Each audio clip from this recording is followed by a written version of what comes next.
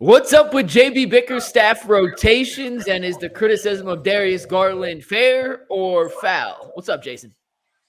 Kyrie Irving's coming home tonight to Cleveland. Coming home. It's funny how it sounds. My good buddy, my old buddy. I won't be there to see him. We're going to talk about it.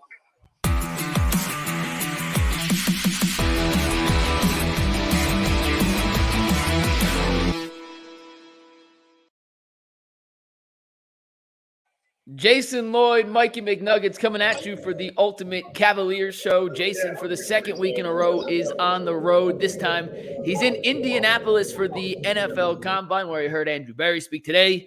He'll hear Kevin Stefanski speak tomorrow. But, Jason, do you feel like you're going to miss out tonight before we dive into our topics on a special homecoming for one Kyrie Irving? No, I'm going to Harry and Izzy's tonight and eating filet. I don't care about Kyrie coming back to Cleveland. You kidding me? I'm going to be just fine tonight. It is a good show. Well, Jason, you were not here today on the Ultimate Cleveland Sports Show, where I know you don't follow the Twitter discourse, especially with them on Cavs Twitter, but there's been some talk, and Donovan Mitchell kind of sparked this himself when he called out the fans and media for being too critical of Darius Garland since he's come back from injury, and how the whole opinion of DG's game has really flipped in a 12, 13, 14 game span when his career body of work stretches over 4.5, close to 5 seasons now. So I want to ask this question, and you can take it however you want. I have some stats to throw at you after you go, but what is fair criticism of Darius Garland? What has been too far, and where do you kind of stand on fans and media's ability to criticize players of their favorite teams? I mean, that's what we do is criticize when guys aren't playing well. And Darius hasn't played well this year. Like, I'm not going to defend how his season, whether it's the injuries, whatever. He hasn't shot it well. The turnovers are up a little bit. Assists are down. You know, all the metrics you look for in a point guard. He hasn't had a great year. Doesn't mean he's not a great player. Doesn't mean they should get rid of him. Doesn't mean they should trade him. Doesn't mean any of that. It just means you can circle and identify that guy's not having the year that we expect him to have. He hasn't put up the numbers you expect for the contract, all that stuff. That's perfectly fair and warranted to say. Where I think it gets a little silly is when people start trying to conjure up trade rumors or trade scenarios to get him out, because it's just not logical, feasible, or realistic. Like Darius Garland signed an extension, richest in contract history, to stay in Cleveland. We talked about it before. That matters to this front office. Kobe Altman wants guys who want to be here. And when guys voluntarily sign up for extensions to stay in Cleveland, that carries a lot of weight with this front office. And we've already discussed the whole Donovan thing. We'll continue to discuss the whole Donovan thing. If the time comes where they have to move on from him this summer or even next year, you still want the Darius piece, the Darius, Evan, Jarrett pieces in place. It makes no sense to try and move on from Darius when you might have to turn around and pivot off of Donovan as well. That's where, personally, I think he goes over the line. I'm interested to hear some of your numbers. I just did a real quick. Obviously, I was in baseball mode last week. I'm in NFL mode this week. But I was digging around on some lineups, 2-man, 5-man lineup type combinations with Darius. And frankly, the 2-man numbers between Donovan and Darius are very similar to what they were last year. They're not much different. The 5-man lineups, you know, it is significant. You know, the best lineup they had last year was Donovan, Darius, Karis LeVert, Mobley, and Allen. And this year, you know, that's just not the case. You know, Max Strus has been a terrific addition. Even though he hasn't shot it well, he's been a terrific addition. And he's really sort of replaced the Karis piece in those lineups, in some of the best lineups that they have. And Darius hasn't been part of their best lineups this year. But I'm curious to know the numbers that you dug up. Yeah, so when you look at it from a big picture view, he's averaging about 18 and 6.5, 18 and 7, which is pretty damn good for a point guard. And most teams would take that from their starting point guard every day of the week. The issue with Darius is we know he can produce more and he can be more efficient. And that's what I think some of these numbers kind of illustrate. Since he got hurt and since Evan Mobley got hurt, the Cavs have become more of a pace and space team, 4 out, 1 in. They're shooting more threes. And that's kind of where Darius has struggled most, in my opinion. It's a career low from 3 for him. He's shooting just below 34%. But what's really kind of staggering are his catch and shoot 3-point numbers. For him and Mitchell to coexist in the backcourt together, whoever doesn't have the ball, whether it's Darius or Donovan, has to be deadly as a catch and shoot threat, just because they're both undersized guards are going to give up things defensively. But if they're shooting at a high clip and they're creating opportunities for others, well, You can live with that. But listen to this trend, Jason, over the last 4 seasons on Darius Garland's catch and shoot numbers from beyond the arc. In the 2020-2021 season, he shot 43.2% on catch and shoot threes. 2021-2022 dropped off a little bit down to 35.4. Last season, he was a 44% shooter on catch and shoot three-point attempts in his first season with Donovan Mitchell. This season, a career low 31.9. So down nearly 12 points on catch and shoot from last season. So that's a big part of his game. That's not an opinion. That's not me speculating. That's just a fact. He is not ball caliber. He is capable of doing so. And another thing I noticed, and we talk about his aggressiveness and his assertion and willingness to be kind of the focal point of an offense, especially in those 2 games after the break without Donovan Mitchell. And I mentioned this on UCSS earlier, but assists sometimes aren't always the greatest number to see how a player is facilitating because it takes 2 to tango with an assist. Great pass, you got to make the shot. You can make a perfect pass. George Niang in the corner misses. Well, you don't get an assist. There's nothing to stat. So I actually like what NBA.com does, and you can find this on your own, but they sort out potential assists per game. So passes that lead to shots, and you could add that up, and they give you a number. In 2021, so 4 years ago, it was 11.4 potential assists per game for Darius Garland. In his All-Star season in 2022, Jason, that number rose to 15.6. It was one of the highest numbers in the NBA. Last season, in his first year with Donovan Mitchell, it was at 12.9, just shy of 13, also in the upper echelon of the NBA. This season, it's down below his 2021, his sophomore season. It's at 11.3.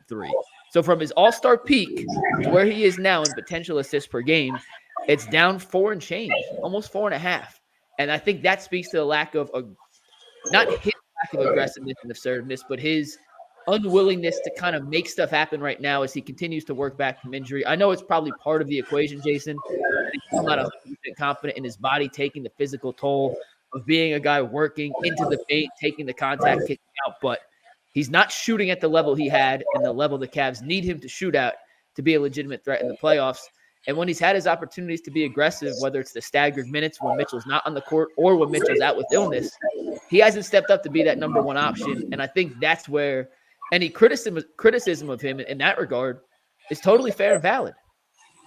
Yeah, I agree with you. And it's the shooting component you mentioned to me that's even more than the assist, because the All-Star you referenced, he's playing alongside Colin, and he's got the ball in his hands a lot more, whereas he's deferred quite a bit. Obviously, Donovan has had the ball in his hands quite a bit this year. So I would almost expect those numbers to be down a little bit. But it's the catch and shoot number that really sort of my flag went up on that when you said that. I have no explanation for it. You can't tell me Donovan and Darius don't fit together, because they fit together just fine last year. And it worked just fine. And nobody was having this conversation last year. And the Cavs have said for years, going back to the Colin Sexton days, they feel comfortable with Darius in an off-ball role. So you as a former shooter, what is the explanation for this other than it happens sometimes and guys just have bad years? Do you think there's anything deeper to it than that? His mechanics still look fine. I think it's partially confidence. And, he made the 2 threes against Washington on, Sunday? The first 3 made at 94-91. The second one tied it up. I'm hoping tonight when they play the Mavs, maybe he has a little more confidence, a little pep in his step. Donovan came to his defense on Sunday night after that game. If that's not a big enough confidence injection boost to get him back in the right mindset, my fear is, maybe he does hear the outside noise and maybe that is affecting him. And if that's the case, then we have maybe a bigger issue at hand than getting him back on track here. I have absolutely no idea if that is the case or not. I'm just saying that could be one of the reasons, but the form and the mechanics look fine. He's not, it's not like he's changed his jump shot. He's not fading away now. I think he's actually getting some pretty good looks, but you see what he did to Alex Caruso on the shot that gave the Cavs the lead in their final game before the All-Star break. I mean, the release is perfect. The rotation on the ball is perfect. The arc's perfect. It's not like Darius Garland has forgotten how to shoot the basketball.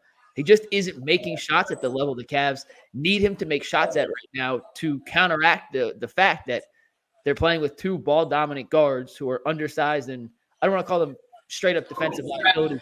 They are what they are defensively. They're not. They are. They're defensive liabilities. Stalwart. So, if you're going to play that style of basketball, that's fine, and you could win with that. But both guys have to be shooting at an extremely high clip and be efficient. And right now, Darius hasn't lived up to his end of the bargain in that regard this season. Doesn't mean he can't get back to it. Doesn't mean we won't see All-Star Darius again. It's just in his 32 games this season, he hasn't been great. And Jason, PER, I forgot this number, but PER is not the perfect stat. It's player efficiency rating. It's something John Hollinger created to try and calculate a player's worth. It takes into consideration how much minutes they play, their efficiency, turnovers, all that. Do you know where Darius Garland ranks in the NBA this season in PER? Oh, gosh, probably really, really low. Just take a guess. Give me a number. Out of all the players? Yeah, there's on ESPN, it ranks close to 300. So close to 300 players. I would put him probably around 100. He is tied for 125th with Wendell Carter Jr. Yeah, even lower than I thought. Some of the guys that's not good. Some of the guys ahead of him, just, and I'll give you some below as well, but some guys ahead of him include Kyle Kuzma, Jeremy Grant, Craig Porter Jr., Emmanuel Quickley, Mo Bamba, Russell Westbrook, Malik Monk, Bobby Portis, Ben Simmons, Amen Thompson of Houston, Duop Reith of Portland, some players below him, Zach LaVine's below him, Brooke Lopez, Michael Porter Jr., Draymond Green, Bradley Beal. So once again, not throwing the red flag up as, oh my goodness, he's the lowest really good player. There are some other players. Tyler Hero's below him as well, as is Kobe White. But once again, you expect Darius Garland. Wow, excuse me. You expect Darius Garland not to be 125th, tied with Wendell Carter Jr. in terms of PER, which is a statistic that high assist guys usually grade out very well. And so I do think the criticism, at least most of it, is warranted so far. Yeah, it is. But I'm also, I have no problem with Donovan coming out and having his teammates back. He should. I love that. I love that. Yeah, there's nothing wrong with that. But two things can be true, right? Darius can be not having a great year. You can call him out on it, and Donovan can have his back and show him, I got you on this, and don't worry about it, because Donovan's playing the long game here. Donovan's not worried about February 27th. Donovan's worried about April 27th and May 27th, and who knows, maybe June 6th. So he's playing the long game. He's trying to restore some, if there is any confidence lacking in Darius, whatever it is, he's trying to rebuild him for the second half stretch run here coming up and then the playoffs. So I have no issue with what Donovan said. I think the criticisms are more than warranted. He hasn't been great. The only place where I would stop short, like I said earlier, you're not going to trade this guy. Plus the trade deadline's passed. But even going into the trade deadline, some of the stuff that was out there about Darius, I thought was a little bit silly. But it's fair to criticize what he's done this year because he hasn't been great. Yeah, and last thing before we move on, but anytime criticism crosses the line of what you see on the court into getting personal, and that's where I think it crosses the line. But I don't think anything I had seen online in the Darius Garland discourse had been anything that reached that kind of level. And it was, I don't even want to say surprising. I said on the show yesterday, Jason, essentially what you just said. Donovan knows he needs Darius at his best to win a playoff series, to win 2 playoff series, to hopefully win 3 or 4 playoff series. And you got to get his confidence back. And if this is going to be a little boost to his confidence, then by all means say it. So I love that move from Donovan. It shows real leadership and forward thinking from their best player to kind of come out and say it publicly like he did. But yeah, it is what it is. And, we're in the business of giving opinions and analyzing stuff that we don't have all the information on. Yeah. You do have to criticize guys when they haven't played up to what you'd expect. And, I want to just say this before we move to the next topic, Jason. You criticize guys you expect a lot from. And that's part of the thing with Darius. We know he has all-star, all-NBA level talent in there. And when he's not producing at that level, it's fair to ask why not. And guys not to mention, go ahead. And a guy like Ty Jerome, we have no expectations for Ty Jerome. It's hard to criticize a guy you have no expectations for when he gives you nothing, because guess what? That's what you expect. Darius had played at a level where the expectations for his contributions to this team were risen to a level where, outside of Donovan Mitchell, he's probably the guy you relied on most consistently for an offensive punch. And consistency is the one word I don't think you could use to describe Darius this year. So, and I would promise you, whatever we've said about Darius, whatever's been out there, he has said about himself. Nobody's harder on these guys than they are on themselves. Yeah. He knows it. And I just think there's a lot of basketball left to play. He has not been good this year, and maybe this is just one of those years where it's just not his year. But we'll, it's for the next couple months to decide. But, we still have plenty of time for him to turn this around. Plenty of time. Also, plenty of time for you guys to make sure to tune into the Ultimate Cleveland Sports Show on Wednesday, the Ultimate 216 Show on Thursday with Earl the Pearl, and the Ultimate Brown Show on Friday with G. Bush. Jason, as we make our way down the home stretch here of the Cavs season, JB Bickerstaff has been tinkering a little bit with his rotations down the stretch, and I'll let you start, but I do have one major qualm with JB right now in a particular lineup. He's not playing more than it should. Well, go ahead. I want to hear it. Go ahead. So when Evan and Darius got hurt, the 5-man lineup of Donovan Mitchell, Isaac Okoro, Max Strus, Dean Wade, and Jarrett Allen had a net rating of that stretch of 19.6. Wow. That was the single best net rating of any 5-man rotation or 5-man lineup in the NBA during that stretch. The second best was Denver starting 5 at plus 13.2. The Bucks at 15.3, the Celtics 11.7, the Clippers 12.6. That was not in order. The Bucks was technically the second best. But they were 4.5 points, or a little more than 4 points better than the second best 5-man lineup in basketball prior to their return. Since Garland and Mobley have come back into the rotation, Jason, that 5-man lineup has played 17 total minutes in 11 games. And I want to give a shout out to realcavsfans.com on Twitter for pointing that out. That lineup has played 17 minutes in 11 games. Now, I understand he's tinkering. I understand you're bringing guys in Mobley and Garland that are going to have to play. But I have a hard time believing with the success that 5-man group had in that 20-game stretch, or it wasn't fully 20 games. It was, 14 games, whatever it was, that you can't find a way to make sure that lineup gets at least a little bit of run each game to see if it's going to click at the same magnitude it had as the starting 5 back when they didn't have Darius and Evan. So I got a little bit of an issue with JB not utilizing that lineup more unless he's planning on saving it for the postseason, which may be the case. But I want to see that 5-man group on the court more often than, what is that, 30 seconds a game over the last 17, the last 11? It's Donovan, it's Isaac, it's who? Strus, Wade, and Allen. Okay. Yeah, because you still have some lineups. There's some lineups that don't fit well in a playoff game, But that I think you could use that in a playoff game. I do too. I don't know you're going to use it for long stretches, and I would be cautious of taking regular season success and translating into postseason success. But certainly, it's worth taking another look at that lineup when guys are resting, when Mobley's out or when Garland's out. You could probably find pockets to use that in a playoff game. I wouldn't want to go 3.5 minutes with that lineup on the floor together.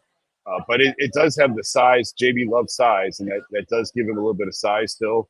Some defense, obviously, with Okoro, and I think Wade's better defensively than he gets credit for. Way better. Yeah, I think he's pretty decent.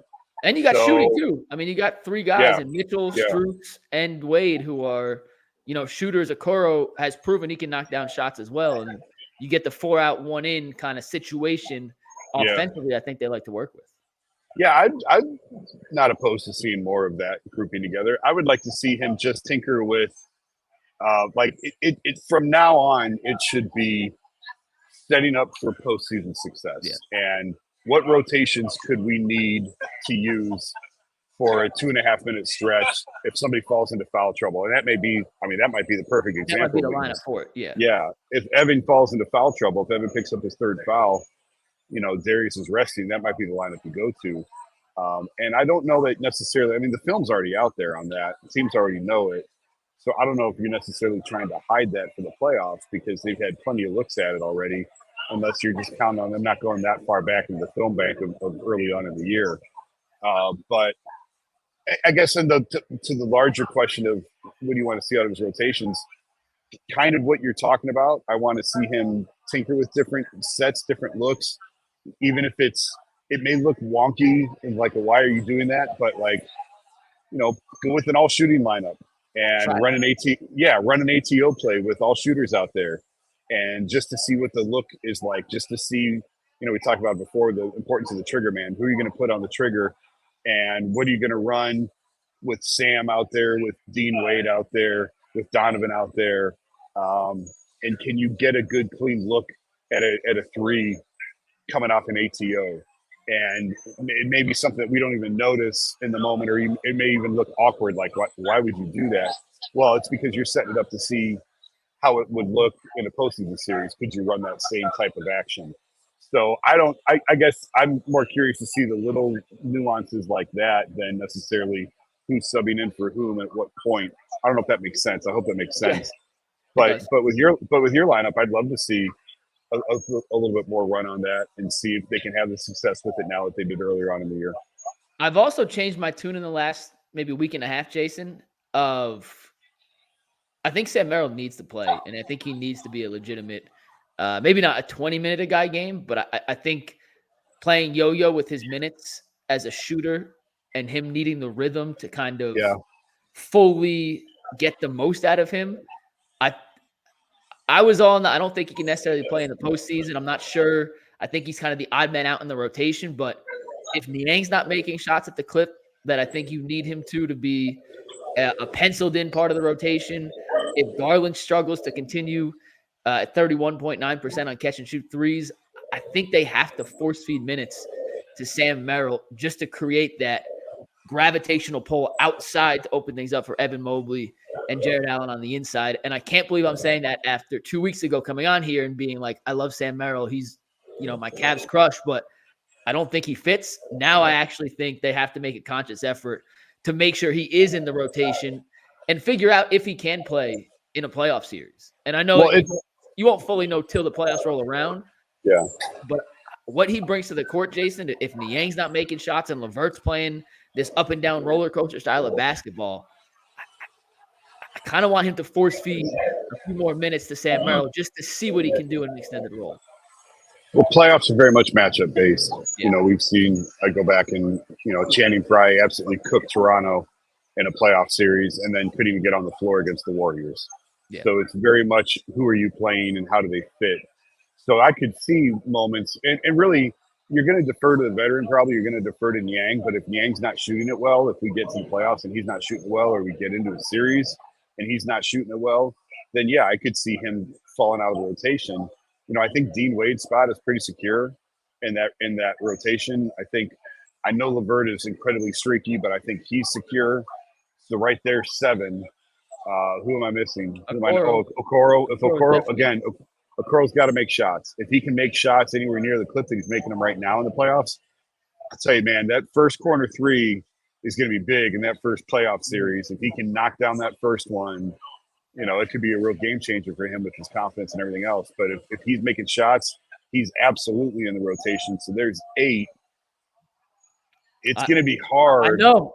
It's tough. These are tough calls. I just think what he brings is irreplaceable, and he adds just a little wrinkle to the offense of something you have to move with. And like if Strus, if Strus starts making shots at a higher clip, I don't think he's necessarily as needed on the court as he is when Strus is shooting 34% from 3.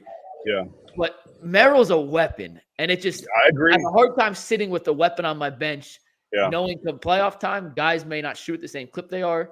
And I'm more and more getting towards the point where I'm like, Sam Merrill has to play. I think he could play.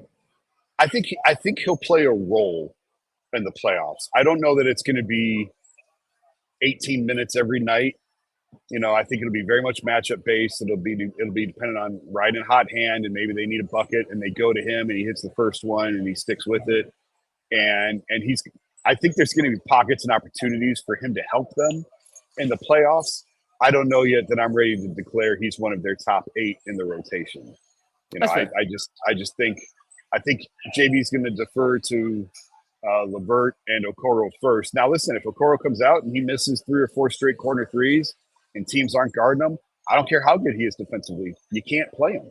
They're going to have to pull him off the floor, and they're right there is your opening for Sam. Whereas last year you pulled Okoro and you had nobody you could go to. So at least now they've got some options. There's some depth there. And if the top couple guys aren't working, if it is one of those nights where LeVert is 1 for 7, 1 for 8, maybe you go to Sam and give him a look. But again, you don't want to wait too late in the game. If the guy doesn't play in the first half, are you really going to play him in the second half? You can, but it's not totally common. So these are the hard decisions that coaches have to make in a playoff series. And he's going to make them coming up here in a couple of weeks. Tomorrow on the Ultimate Cleveland Sports Show, DeAnthony Bell will join us in studio. Make sure you guys tune in for that. You can catch Earl on the 216 show on Thursday, and then G. Bush on the Ultimate Brown show on Friday. You could also Make sure you check us out via podcast form as well, wherever you get your podcasts. Jason, Kyrie Irving comes home tonight in Cleveland. He is a 500 player as a visitor. I believe it's 6-6, either 5-5 or 6-6 in his tenure against the Cavs since leaving Cleveland. You were in the locker room with him on a day-to-day basis when you were covering the Cavs. Fond memories, salty memories. How would you describe your tenure covering one Kyrie Irving? Turbulent. That's the best way to put it. There would be months where we didn't speak to each other. Months, plural, S. And there would be other times where we'd get along fine. And that was life with Kyrie. And, I was probably with him longer as a beat writer than anyone has been. And I don't know him any better than anyone. And that's how he wants it. That's fine. Some guys let you in and want to have some sort of rapport, and other guys want to keep you at arm's length. And I kind of go with how I let them set the tone on that. If they want to build some sort of relationship, I'm happy to do that. If they want to keep it very professional and very, you ask a question and I'll answer it, then we'll go that route. And Kyrie, for the most part, was very much in that second group. He does things his way. He's a different cat. There's no question about it. I do think that sometimes he doesn't get the respect that he should from Cavs fans because of the way he asked out and the way he wanted out and everything. And I think, it soils some people's memory or reputation of what he was. But, he was a phenomenal second fiddle to LeBron. He's the best point guard LeBron's ever played with, and it's not even close. I'm not going to say he's the best compliment to LeBron because obviously he had Dwayne in Miami. And I was going to ask that, so. Yeah, no, the best 1-2 punch was LeBron and Dwayne. I think it was better than LeBron and AD. I think LeBron and Dwayne. So would you put LeBron, Kyrie third then? Yeah. I think LeBron and AD is probably two. Probably, although you could make a case for LeBron and Kyrie being two. But to me, LeBron and Dwayne was the most lethal combination of any two-man that he's played with in his career. But Kyrie's a hell of a player, made the biggest shot in team history. And he has not won at a high level without LeBron on this team. That is true. But some guys are better off as a two than they are as a one. And I think absolutely that fits Kyrie because, again, we've talked about it before. It's really hard as a point guard to be the number one option on the team because you have so many other things that you're responsible for. Most teams, not all, but most teams, if your point guard's your best player, you're probably not going to win a championship. So you don't want that to be the case. But I have a lot of respect for Kyrie. We didn't always see eye to eye. We certainly clashed multiple times over the years. He didn't like things that I wrote. And that's common. It's nothing surprising about that. But as a player on the court, I have the utmost respect for what he can do in this game, even if we didn't always see eye to eye personally. I'm not sure anyone ever sees eye to eye with Kyrie. I mean that in the most respectful way possible everywhere he's gone. I played against Kyrie in high school. I don't know if I ever said this, Jay. We lost. Kyrie was on the same high school team with Michael Kidd-Gilchrist and Dakari Johnson, 3 former NBA players. I was the best player on my high school team. We barely got the ball over half court in a Christmas tournament. They beat us 98 to 14. It was an absolute. It was as bad as it could have possibly got. It was horrendous. So, Kyrie as a basketball player is incredible. There's things he does. I gotta go play protector. Even now, where you stop and how did he do that? And tonight, when he goes up against Darius Garland, who, like I mentioned before, I think is going to have a little bit of his swag back after his game versus Washington, the comment from Donovan. And, I know Luka Doncic is the premier player in this matchup, but I'm more focused on how Darius and Kyrie kind of duel back and forth because they're both masters with the ball in their hands. They're both as crafty as it gets. Kyrie's on a different level, but Darius is certainly no slouch there in his own regard. And I'm curious to see the reaction Cleveland fans have for Kyrie, even after all these years. It's not his first homecoming. It's the first time he's been back at Rocket Mortgage since 2022, but that's the second time I did that today. I didn't say 2022. I said 2022 because I'm an idiot. So I apologize for that. It's the second time I did it, but I haven't been there for a Kyrie homecoming yet, Jason. Is he cheered? Is he booed? What's the reaction? I can't remember the last time that I was there in a game. He doesn't play in Cleveland very often. He misses this game. It's convenient how often he has missed this game on the schedule on the way back. So I don't know that I'll be curious to see the reception he gets tonight. I would imagine it'll be more cheers than boos. I hope enough time has passed that he would be cheered. I always joke when his jersey goes in the rafters, and it should. I believe it should. I believe his number should be retired by Cleveland. I don't know if he'll show up for the ceremony or not. that's just the way that he is. But I think LeBron and Kyrie should both have their numbers, and Kevin Love. All three of them should have their jerseys hanging in the rafters. And some of the jokes of the numbers that they have retired, those three absolutely deserve it. Chris Fiedel wrote an article today on who's the second best Cav of all time, and we've had the discussion on the show, and I think I wanted to make the case for Donovan, but the longevity factor, the shot, the playoff success, internally I wanted to make the case for Donovan, but it's Kyrie. And I don't think at this moment right now, you could use regular season numbers, but all regular season numbers are inflated. And I think the answer is Kyrie Irving. And if his number's not up in the rafters when it's all said and done, I think that's a miss by the Cleveland organization. Yeah, I think it'll be up there. In terms of the second best, I just feel like we're dismissing the first 50 years of Cavs basketball. And granted, there were not a lot of great years in there, but there were some great players that came up through the 70s. Peter mentioned Mark Price. He did mention Mark Price. Price, Doherty, Austin Carr was a great player in his day. It was a totally different game back then, so it's really hard to compare eras. And Kyrie's in that conversation. I don't know who necessarily I would anoint as the second best. I just don't think Donovan's been here long enough to earn that title. Awesome. That's going to wrap for the Ultimate Cavs show. I think this is episode 5, if my math is correct. It's hard to count if it's not by threes in my book. But Jason, I appreciate you joining us as always. You can catch us tomorrow on the Ultimate Cleveland Sports Show. Jason, you're back in studio Thursday, correct? Thursday. Yep. I come home late Wednesday night. I'll be on the show Thursday. It'll also be the second of a back-to-back because the Cavs play the Mavs tonight. And then I believe the Bulls on the road tomorrow night as part of a back-to-back. So we'll have plenty to discuss. Make sure you hit the like button. Subscribe if you haven't subscribed already. You can catch us in podcast form. But for Jason Lloyd, I'm Mikey McNuggets. Appreciate y'all watching the Ultimate Cavaliers show, and we will see you guys next week.